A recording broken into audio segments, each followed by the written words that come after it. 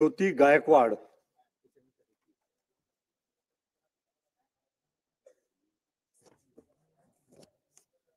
श्रीमती ज्योती गायकवाड, स्वामी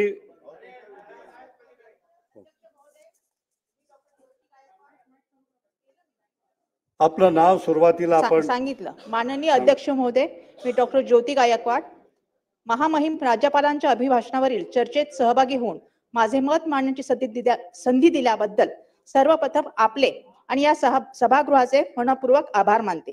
या सभागृहाची प्रथमतः निवडून आलेली सदस्य म्हणून कोणत्याही व्यत्ययाशिवाय मला माझे विचार मांडण्याची पुरेपूर संधी मिळेल अशी अपेक्षा ठेवून भाषणाची सुरुवात करते।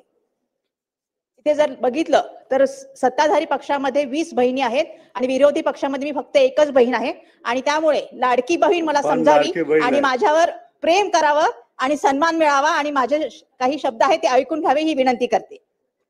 आणि ती पण निवडणुकीच्या आधीची लाडकी बहीण, निवडणुकीच्या नंतरची नाही, कारण त्यानंतर अटी आणि शर्ती लागू गेलेल्या आहेत, तशी नकोय। मला इथे खेदाने सांगावे लागत आहे की महामहिम राज्यपालांच्या अभिभाषणाकडे सत्ताधाऱ्यांनी केवळ स्वतःची पाठ थोपटून घेण्याची एक संधी म्हणून पाहिले। अध्यक्ष महोदय, आपल्या भाषणाच्या सुरुवातीला महामहिम राज्यपालांनी म्हटलं की या राज्यातील जनतेची सेवा करताना अनेक महान नेते व समाजसुधारक यांच्या आदर्शाचे सदैव पालन करून सरकार शासन करेल, पण हे 100% खोटे आहे। महाराष्ट्रातील जनतेची आणि महामहिम राज्यपालांची साफ दिशाभूल झाली आहे। हे सरकार जनतेचे नाही तर फक्त एका व्यक्तीचे म्हणजे अदानीचे काम करत आहे, हे मी पुराव्यासकट मांडणार आहे आणि हे करताना मला तुमचे संरक्षण मिळेल अशी आशा आहे।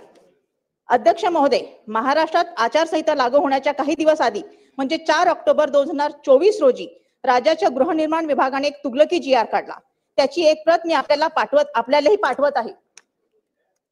त्यावेळी हा विभाग भाजपाकडे होता आणि अतुल सावे साहेब या विभागाचे मंत्री होते। अध्यक्ष महोदय, हा GR वाचा। या GR मधून अदानी विरुद्ध एकजुटीने लढणाऱ्या म्हणजे धारावीकरांना अक्षरशः धमकावण्याचा प्रयत्न झाला, असं म्हणणं अजिबात चुकीचं ठरणार नाही। एखाद्या बिल्डरची जेव्हा नजर लोकवस्तीवर पडते आणि तिथल्या विविध यंत्रणा हाताशी धरून कसं दहशतीचं वातावरण तयार होतं हे अनेकदा आपण चित्रपटात पाहिलंय, पण ही अशी परिस्थिती माझ्या धारावीच्या लोकांनी अनुभवली आहे, धारावीच्या परिवाराने अनुभवलेली आहे। कधी निवृत्त पोलीस अधिकारी, कधी एन्काउंटर स्पेशालिस्ट यांच्या माध्यमातून लोकांना घाबरण्याचा प्रयत्न केला, तर कधी कुविख्यात गुंडांच्या नावाने दहशत निर्माण करण्याचा प्रयत्न चालू आहे। परंतु आता हद्दच झाली आहे। खुद्द शासनाने संविधानाने नागरिकांना दिलेल्या अधिकारची पायमल्ली करत लोकांना धमकावण्याचा फरमान काढला आहे, ते येथे मी नमूद करू इच्छिते।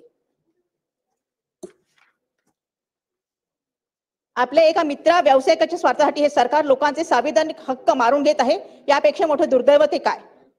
धारावीकरांचा विरोध जुगारून आणि लोकभावनेविरोधात जाऊन सध्या अदानी प्रणित धारावी पुनर्वसन प्रकल्प लिमिटेड या SPV कडून पात्रता सर्वेक्षण केले जात आहे। या सर्वेक्षणाला धारावीकरांनी वारंवार नाकारत असताना या तुगलकी GRच्या माध्यमातून सरकार हे लोक आंदोलन चिरडण्याचा प्रयत्न करत आहे, असा माझा स्पष्ट आरोप आहे। GR मध्ये नेमकं काय म्हटलं आहे ते आपल्याला वाचून दाखवते। यात अशी तरतूद आहे की धारावी पुनर्वसन प्रकल्पाचे धारावी अधिसूचित क्षेत्राच्या सर्वेक्षणाचे सर्व निष्कर्ष अंतिम असतील व सर्वांना बंधनकारक असतील आणि त्यात पुढे असंही नमूद केले आहे की सर्वेक्षणाला विरोध करणाऱ्या किंवा विरोधात आवाज उठवणाऱ्या धारावीकरांना कुठल्याही सुनवाईशिवाय कुठलेही कारण न देता प्रकल्पातून जबरदस्तीने बेदखल केले जाईल आणि त्यांची झोपडी कधीही निष्कासित करता येईल। अध्यक्ष महोदय, या आधीच्या सर्व योजनांमध्ये नियोजन आणि अंमलबजावणी या सर्व स्टेजेसमध्ये लोकांशी संवाद साधण्याची आणि विचार विनिमय करण्याची प्रक्रिया होती, जी माननीय मुख्यमंत्री साहेबांनी सुद्धा पहिल्या ह्याच्यामध्ये सांगितलं होतं की संवाद साधणं हे खूप आवश्यक आहे। आणि स्लम आणि क्लस्टर डेव्हलपमेंटच्या इतर सर्व योजनांमध्येही आज ही प्रक्रिया राबवली जाते। या सर्वांमध्ये तक्रार निवारणची स्वतंत्र यंत्रणा आहे, परंतु या प्रकल्पात अदानीच्या SPVच्या निर्मितीनंतर ही लोकसहभागाची प्रक्रिया एका झटक्यात मिटवली गेली। SPV आणि DRPच्या CEOला अमर्याद अधिकार दिले आहेत, असं का?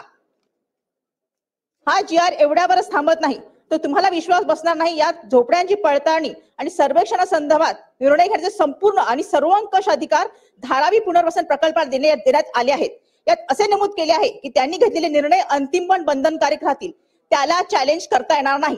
म्हणजे अदानीच्या SPV आणि DRPच्या CEOने घेतलेले निर्णय सर्वांना बंधनकारक राहतील। याचाच अर्थ असा की गृहनिर्माण विभागाचे मंत्री, माननीय मुख्यमंत्री किंवा आपण सुद्धा त्याला चॅलेंज करू शकत नाही। एवढेच नाही तर या योजनेअंतर्गत केलेल्या गोष्टी विरुद्ध खटलाही चालवता येणार नाही। कुठलीही कायदेशीर कारवाई करता येणार नाही. म्हणजे जज, ज्युरी, एक्झिक्युशनर या सगळ्या भूमिकेत अदानीची माणसं आणि डीआरपीची सीओ आहेत. हे किती भयानक आहे. आता मी हे प्रश्न एक धारावीकर म्हणून, धारावीचे आमदार म्हणून आपल्याला मार्फत मुख्यमंत्री महोदय व सरकारला विचारू इच्छिते. कोणतीही सुनावणी किंवा पब्लिक स्वामी हिअरिंग न देता प्रवीण. जीआर मार्फत सरकार कोणाला भाड्याची घर देणार, कोणाला नाही, कोण अपात्र होणार, काय नियम असणार, एक हाती ठरवत आहे. या जीआर ची भाषा जरी पाहिली तर श्री सरकार बापू पठारे. अदानी जणू माझ्या धारावीकडनं मोठे उपकार करत आहे आणि त्यांनी जे हे बिनशर्त स्वीकारलं लागेल आहे हे अन्य नाही. जर आंदोलन, जन आंदोलन असो की पवित्र सभागृहाचे व्यासपीठ असो किंवा लोकसभा आणि विधानसभा निवडणूक असो, धारावीकरांनी वारंवार स्पष्ट केले आहे की सरकार लागत असलेलं मॉडेल धारावीकरांना नको आहे. अदानीच्या स्वामी एसपीवर प्रवीण. मार्फत लोकभावनेविरुद्ध केले जाणारं सर्वेक्षण आम्हाला मान्य नाही.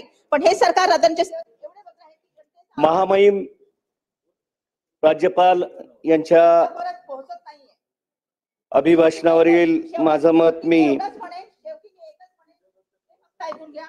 न्यायासाठी लढू, सत्यासाठी लढू, हक्कासाठी स्वामी लढू. प्रवीण. ही शिकवण रयतेच्या राजाची, ही शिकवण महामानवाची. जय भीम, जय महाराष्ट्र, जय संविधान, जय भीम.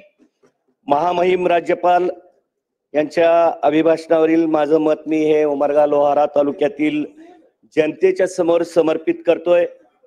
पहिले आपलं नाव आपण बोललं पाहिजे. प्रवीण वीरभद्रय्या स्वामी, पंचायत राज्यातील जवळपास 150 क वर्ग नगरपालिका, 146 नगरपंचायत क्षेत्रातील वृक्ष लागवड, दोन्ही बाजूने कच्चे नाला, रस्ता मजबूतीकरण, विहीर अनुदान अशा अनेक MREGA